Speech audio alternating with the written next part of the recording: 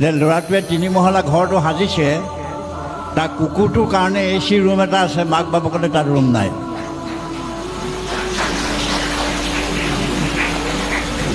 আৰু মাক বাপেকক কেনেকৈ ৰাস্তাত মেলি থৈ অহা, মাক বাপেকক গছত মেলি গছৰ গুৰিত এৰি থৈ অহা, বৃদ্ধ আৱাসত কেনেকৈ থৈ অহা, এই কথাখিনি কৈছে। আৰু এই কথাটো সকলোৰে ক্ষেত্ৰতে নহ'লেও কিন্তু বৰ্তমান সময়ত এইটো খুব প্ৰাসংগিক এটা বিষয়। এই বিষয়টোৰ প্ৰতি আপোনাসকলে অলপ চকু দিব লাগিব।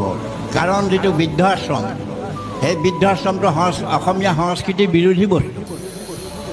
অসমীয়া সংস্কৃতিত কি আছে যে পিতৃ মাতৃ যেতিয়া অসমৰ্থ হয়, পুত্ৰই তেওঁলোকক পালন কৰিব লাগে।